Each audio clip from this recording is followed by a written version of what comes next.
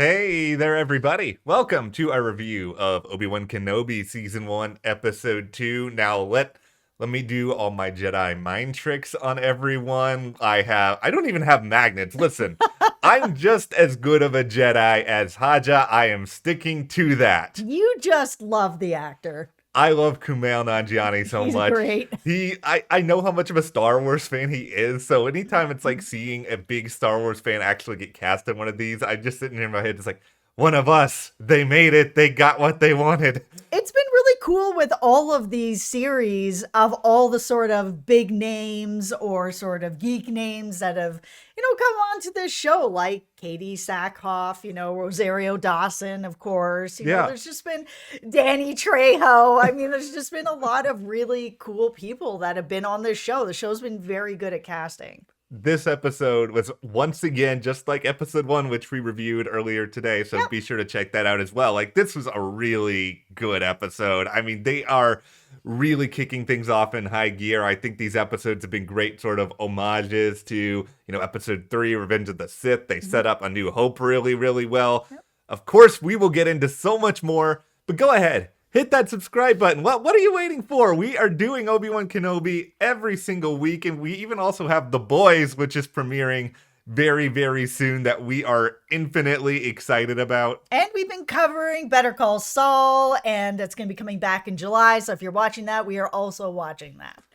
All right. All right, let's talk about the Princess Leia of it all. So we met her in the premiere, who I really liked. And I've seen sort of a little bit of both sides of this, where some people are like, I can take her or leave her, or other people like me who really enjoyed her and thought that she just did a really wonderful job, and you could just feel the spirit of Princess Leia in there. And my feeling is they're kind of trying to capture that magic that they had with Mandalorian, where we had Mando and Baby Yoda, and just how cute that connection was. And now they're like, okay, well, now we have Obi-Wan and we have little Princess Leia, and we're gonna build up that connection, because we know, of course, later in all of the Star Wars that their connection is very strong.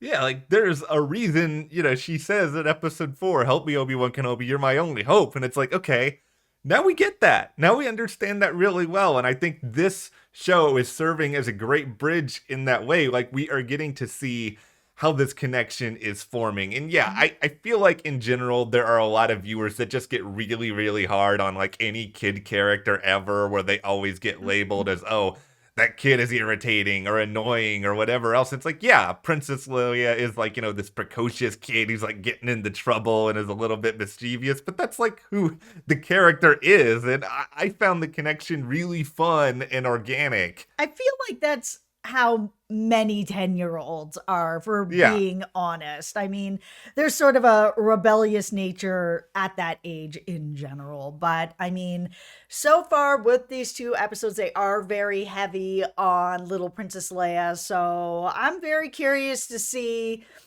how people are really going to feel about it, because it feels like we are going to be sort of continuing on with this and building that connection between these two characters, because we do know how important it is later on in their lives.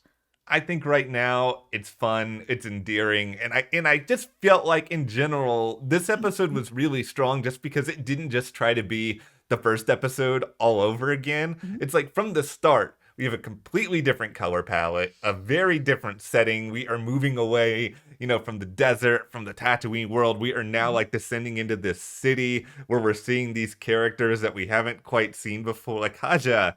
Totally unique, a fake Jedi using their Jedi powers. This is a really ingenious move, by the way. No, it was great. And it was great to sort of see that happen, because it makes sense that Yeah. would be happening, that people would be trying to scam people by being like, hey, look at me, I'm a Jedi, and, showing a couple of parlor tricks. Yeah, and, Kaja ends up being very important to Obi-Wan, starting to get some information and locate little Princess Leia, though I think the part of the problem that our poor Obi-Wan here, he doesn't see the forest through the trees. It's like, if they want him to find Leia, which is sort of a part of this plan, they're not gonna make it that difficult in the end. Yeah, it was pretty easy. And I was kind of like, okay, well, we all know watching that this was part of a trap. And I mean, Obi-Wan has no way to know that. I mean, he only discovered in this episode that Anakin is still alive. He had no idea. Yeah, apparently this is either a very well kept secret among, the Empire and the Sith, or it's just Obi-Wan has spent so much time living in that cave that he hasn't had any sort of way to know this. And I mean, yeah, that would make total sense that Obi-Wan just wouldn't know what's going on. He's been trying to be very low profile. He hasn't been keeping up with anything that's been going on. His only real focus has been watching over Luke and doing his job and living in his cave. And that's what he's been doing. I love that this reveal did happen. I'm grateful that this is not something that just sort of happened off screen and we didn't get to see it, because just Ewan's face, his face when he learned this news, he did so much without even saying anything. No, that whole reveal from Reva where she was just like, oh yeah, by the way, he's alive. Oh, you didn't know? I just like, yeah, it's true. So let's talk about that a little bit here. So it's kind of being revealed, and who knows if it's really true or not, because she hasn't confirmed that it's true. That really she's sort of like came from the gutter and is like building her way up here as an inquisitor and being part of all of this.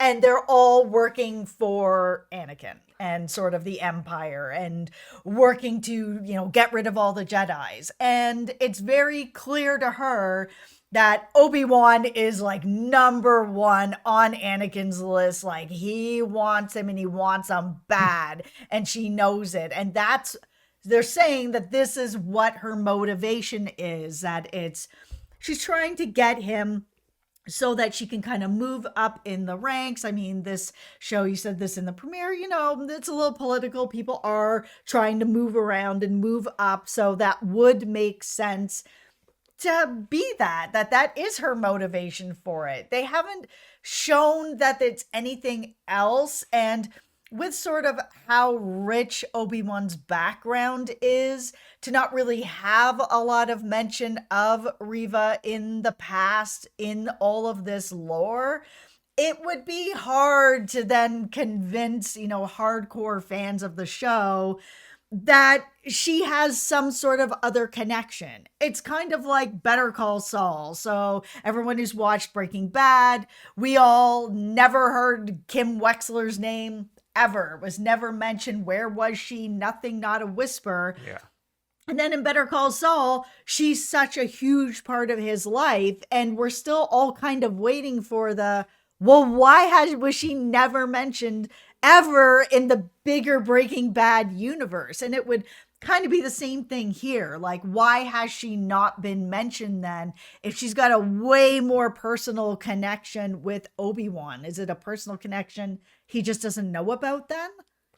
If there is a personal connection here, that would have to be what it is, because otherwise it would make no real sense. And I don't want to try to go through the mental gymnastics of trying to figure out, okay, why did Obi-Wan not mention Reva? Why was Reva not a part of anything that came before? Like, I mean, as it stands, like, I'll admit, I'm a little disappointed that it seems like it's just based mostly on, I want to score some brownie points from Darth Vader, so I want to be the one to bring Obi-Wan there, because it just sort of makes Reva into a little bit more of just a plot device to go from point A to point B, when it's okay to me if that's a motivation there. I mean, I would understand for someone like her that it would be, but just I wanted something a little bit more just so that I could kind of attach myself more to Reva specifically. That way it's not so much of okay, I could have put insert evil Sith character B into that spot, and sort of the motive would have been the same regardless.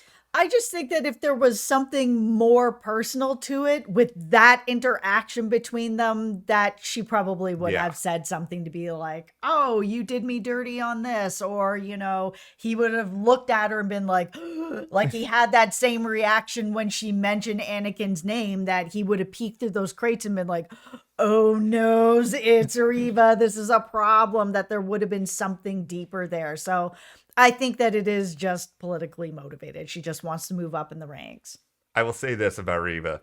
She's terrifying. Like, the Grand Inquisitor, you ain't inquisiting no more. Let me just put it that way. No, that was really quick. Episode 2, and she just like, he's done. I did not see that coming. Mostly just because, okay, yeah, Reva, I get sort of the idea of wanting to move up the ladder here, but I kind of feel like Anakin wouldn't be that thrilled that you have just killed another like high up lieutenant in this organization. I think he would have forgiven it if she had been able to bring Kenobi back. He would have been like, that's fine. It doesn't matter anyways. You're now my right-hand woman kind of thing. But she didn't bring him back. So, I mean, is he going to be pissed? Probably. I can't imagine the performance review from Vader being altogether positive when he looks at her results here. Exactly. Okay, as much as I did love sort of the Reva reveal to Anakin, and there's a lot of other really cool stuff that we sort of saw throughout. Like